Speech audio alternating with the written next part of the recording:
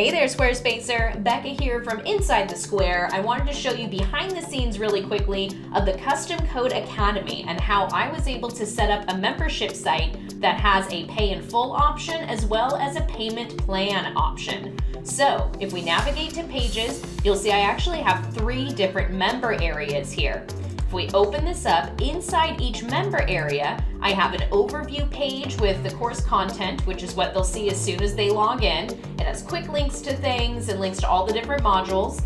And then inside there, I have a module page. Each page has all of the different lessons with a link to the transcript and the resource guide for that lesson. I've hosted my videos in Vimeo, so I can just easily have those links there. And then I have my transcripts and resource guides available in Google. So if you click on this, it'll open up in a new tab and it'll take you to the PDF that's hosted in my Google Drive.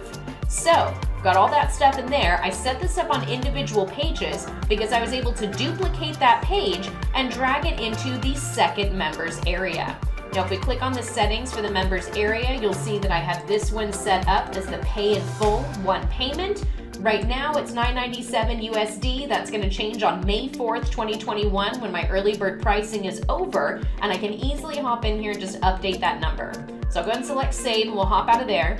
We'll click on the settings for the second one, and here I have the fee set up for 3 payments of $347 for 3 months. Again, that price is going to change on May 4th, so if you want to learn about CSS for Squarespace, you better hop in there quick. The course will still be available, but that early bird pricing is going away.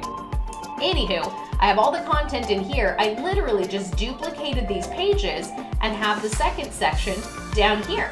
Now, the one important thing that I should mention is that the URLs needed to be different. This URL ends in module -1. This URL ends in module 1. So on my overview page, I have to make sure that I'm linking to the correct module for that members area. But that was the way for me to create this with the payment plan option and the pay in full option. Now, my third section down here, this is for my 2020 students who needed to have access to the old course content set up in a portfolio, while they also got access to all of the new stuff. I made them one additional page, which is just a quick landing page, so when they log in, they can say, give me the old stuff or give me the new stuff. And that is how I set up a members area inside my Squarespace site with pay in full, payment plan, and access to all of the content for people who signed up last year. Alrighty, that's it for this quick overview. I hope you found it helpful.